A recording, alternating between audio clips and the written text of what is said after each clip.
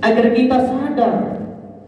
Kadang kematian itu datang, malaikat Israel tidak bertanya dulu, ya Allah ini suami dan istri lagi bercanda, ya Allah biarkan candaan dulu selesai baru kita cabut. Enggak seperti itu. Ketika kita sedang sendaguro dengan anak istri yang akan mendapatkan nilai pahala, ketika ajal itu hadir, cabut. Lagi salat sujud, Allah wafatkan. Lagi baca Quran, Allah wafatkan. Yang menjadi masalah ketika Allah mewafatkan kita, kita dalam keadaan melakukan hal yang sia-sia, melakukan suatu hal yang diharamkan oleh Allah Subhanahu wa ta'ala. Ingat, dunia ini adalah sendaguro. Dunia ini adalah permainan. Wa ma hadhil hayatud dunya illa lahu wa la'ib. Dan tidaklah kehidupan dunia ini melainkan lahun. Makna lahun sendaguro. Imam As-Suyuti mengatakan makna lahun al-kalamul ladzi la aslu lahu min al-batili wa sababihi, bahwa lahun itu bermakna sebuah kalam, perkataan yang sia-sia atau perkataan yang tidak berfaedah. Dunia Allah sebutkan lahun. Dunia Allah sebutkan sesuatu yang sia-sia, sesuatu yang tidak berfaedah. Kecuali ketika orang yang memegang dunia itu adalah mereka orang-orang yang beriman, yang bertakwa kepada Allah. Ia sibuk ke Tanah Abang mencari perniagaan, tidak lupa dengan syariat Allah. Ketika azan dikumandangkan, dia bersegera. Karena waktu itu begitu singkat, begitu cepat. Hayya 'ala shalah, datang segera ke masjid. Jangan sampai ketika kita menunda waktu saat itu 1 menit saja, kita akan melangkahkan kaki ke masjid ketika muazzin memanggil kita. Saat itu Allah mencabut nyawa kita. Dan ini ada sesuatu yang sangat mengerikan. Perhatikan terus langkah-langkah kita, jangan sampai menimbulkan kemaksiatan, melakukan berbagai macam dosa kepada Allah Subhanahu wa ta'ala.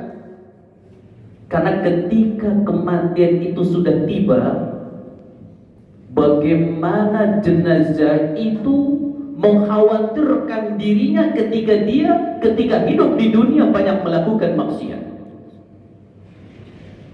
Makanya Rasulullah sallallahu alaihi wasallam bersabda, an Abi Sa'id Khudri radhiyallahu anhu, Sa'id Al-Khudri radhiyallahu berkata, qala Rasulullah sallallahu alaihi wasallam, idza wudi'atil zinazatu, ketika jenazah itu sudah ditaruh keranda. Idza wudi'atil zinazatu, ketika jenazah itu sudah dimandikan, jenazah itu sudah dikain kafankan. Bayangkan kalau itu adalah diri kita, saudara. Jadi dimandikan adalah diri kita, dilucuti pakaian kita satu persatu. Makanya anak kalau memandikan jenazah itu luar biasa. Ini salah satu ibrah pelajaran yang terbaik buat kita. Ketika ada saudara atau tetangga wafat, segera kita berani untuk ikut dalam memandikan. Lihat bagaimana wajah yang cerah yang tadinya tegur sapa dengan diri kita, ketika kita melucuti pakaiannya, wajahnya pucat pasi, bibirnya geberiwan, ada yang mengeluarkan lendir kekuning-kuningan. Itulah yang nanti ketika dimasukkan ke liang lahat, lendir ini yang gampang untuk merusak daripada kulit dan daging-daging kita. Bakteri gampang masuk untuk menghancurkannya. Itu belum dikuburkan. Ketika mau dimandikan, wajahnya sudah beda. Urat saraf, tulang sudah kaku semuanya, sudah dingin. Yang padahal 1 jam kemarin masih berbicara. Ketika kita mandikan, kita campur air itu dengan kapur barus agar ada bau hilang. Yang tadinya kalian mandi dengan sabun yang terbaik, dengan sabun yang wangi, tidak lagi sabun yang untuk jadikan memandikan diri kita, tapi kapur barus. Lalu dipersiapkan dalam rumah itu kain kafan. Ditaruhlah diri kita, telinga kita, hidung kita, dimasukkan kain kapas. Diikatlah diri kita. Ketika kita disolatkan, lalu jenazah itu dimasukkan ke keranda. Fahtamalaha rijalun ala a'naqihim. Ketika keranda-keranda itu sudah di pundak seseorang laki-laki yang memanggulnya, ketika itu jenazah teriak. Fa in kanat salihatan qalat. Kalau seandainya jenazah ini yang sudah di keranda dipanggul oleh seseorang ingin dibawa dihantarkan ke liang lahat, dia adalah manusia yang saleh. Fa in kanat salihatan qalat, dia pun berteriak, dia pun berkata. Apa katanya orang yang saleh ini? Qaddimuni,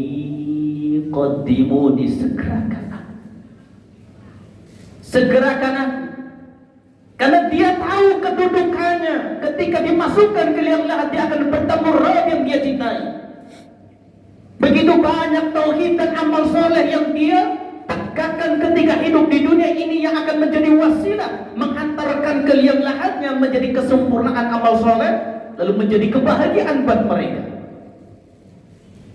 Pertanyaannya, ketika mereka adalah orang-orang yang tidak beramal soleh, ketika sudah dimasukkan ke keranda-keranda, sudah dipanggul oleh orang yang ingin menghantarkannya, wa in kanat khairu salihatan qalat, kalau seandainya dia adalah bukan orang-orang yang soleh, dia pun teriak, ya waila aina tadhabuna biha, celaka aku ini, mau dibawa kemana aku ini. Bayangkan kalau seandainya yang teriak di dalam keranda ini yang diikat dengan kain kafan adalah diri kita. Suatu saat antum semuanya akan mengalami itu. Suatu saat antum yang ganteng, antum yang kuat, antum yang hebat, antum yang kaya, antum yang punya jabatan, semua saat itu hilang. Semua saat itu jauh dari diri kita. Wa in kanat khairu salihatan qalat, kalau seandainya dia adalah pelaku maksiat, dia tidak pernah mengindahkan syariat Allah, dia tidak pernah menghidupkan sunnah Nabi-Nya, ya waila aina tadhabuna biha, mau dibawa kemana aku ini. Ia sudah takut bertemu dengan Allah Subhanahu wa ta'ala. Ia sudah takut akan mempertanggungjawabkan hal ibadah ketika hidup di dunia kepada Allah. Teriakan demi teriakan ini, Rasulullah sallallahu alaihi wasallam, kalau teriakan ini didengar oleh seluruh makhluk, bahkan manusia dan jin,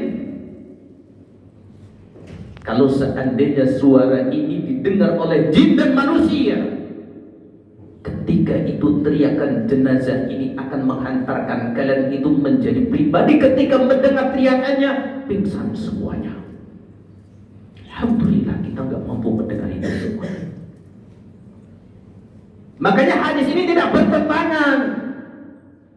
Ketika Umar bin Khattab duduk-duduk dengan para sahabat,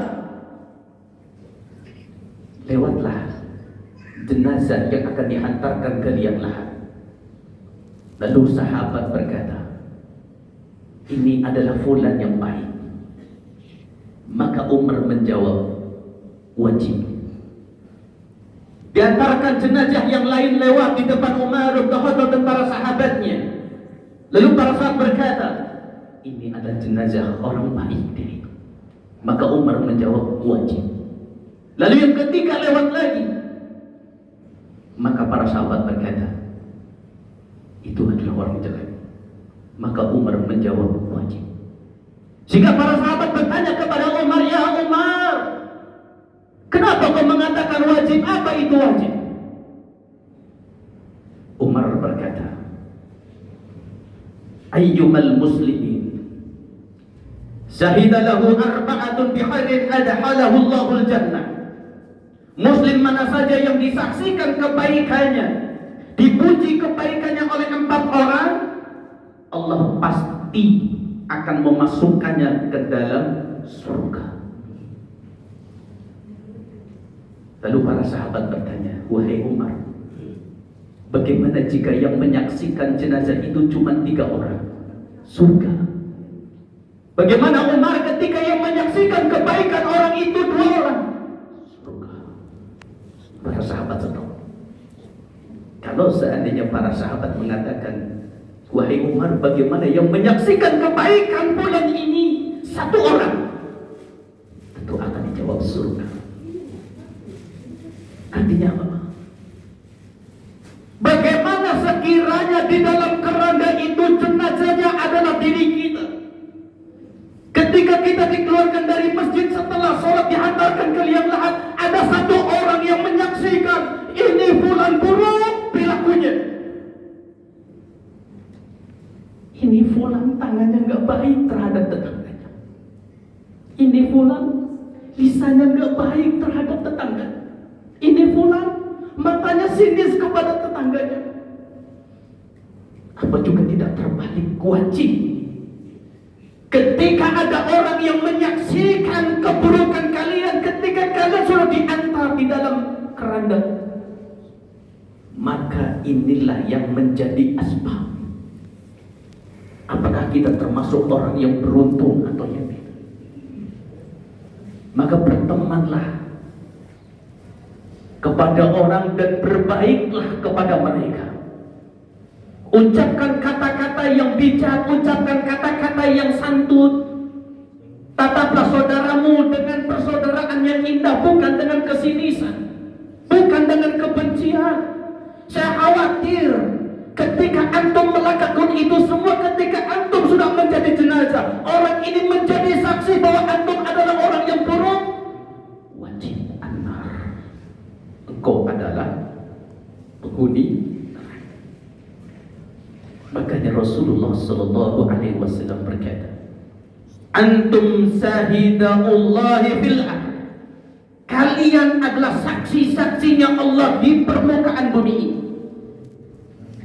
Maka perbaiki tingkah laku, perbuatan, amal baik kita, agar setiap orang yang kita kenal, suatu saat ketika kita sudah diusung, mereka menangis, ini adalah orang baik, ini adalah orang soleh. Karena kesaksiannya mereka itu akan dipegang oleh Allah bahwa antum adalah saksinya Allah di muka bumi ini.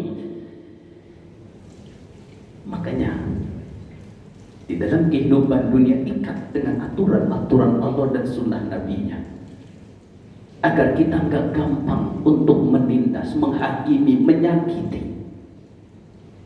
Karena dosa menyakiti kepada manusia itu lebih berat daripada dosa yang dilakukan kepada Allah. Ketika kita melakukan maksiat kepada, cukup kita beristighfar, Allah ketika menurunkan rahmatnya, Allah ampuni. Tapi ketika dosa kita kepada tetangga kita, lalu kita istighfar ribuan kali di sepertiga malam, ya Rabb, ampuni kami ya Rabb, kami telah menyakiti tetangga kami ya Rabb, kami telah melukai hati tetangga kami ya Rabb. Allah belum mengampunkan kita sebelum kita meminta maaf dan minta ridhonya mereka. Berat ketika kita punya salah kepada orang lain, segera kita meminta maaf. Walaupun konsekuensinya ketika kita salah nggak dimaafkan, segera minta maaf. Karena ini akan menjadi bahaya ketika kita sudah menjadi jenazah, mereka bersaksi bahwa perilaku kita buruk. Maka lakukanlah amal soleh yang terbaik. Karena perjalanan setelah ajal tiba, ketika kita akan dimasukkan ke liang lahat ujian cobaan bagi jenazah, ketika mereka bukan orang beriman, mereka banyak melakukan maksiat, begitu beratnya, apalagi ketika sudah masuk ke liang lahat. Ingat Pak, jenazah itu ketika diiringkan ke liang lahat, cuma 3 yang mengantarkan. Yang pertama adalah keluarga, yang kedua harta, yang ketiga amal soleh. Ketika kita sudah ditanamkan ke liang lahat yang begitu sempit, kita dihadapkan ke kiblat. Liang lahat cuma setinggi daripada bahu badan kita, lalu ditutup dengan papan-papan gelap saat itu, lalu dilempari dengan tanah-tanah sampai ratanya permukaan bumi. Dan ini, saudaraku, akan menjadi dua pintu bagi manusia, pintu kebahagiaan dan pintu kesengsaraan. Kalau dia pelaku amal soleh akan menjadi pintu kebahagiaan, tapi bagi mereka pelaku maksiat akan menjadi pintu kesengsaraan. Tiga yang menghantarkan ini, yang dua pula keluarga dan harta. Kecuali amal soleh. Amal soleh hablum minallah, amal soleh hablum minannas. Ini yang akan menjadi teman yang terbaik. Makanya dalam kitab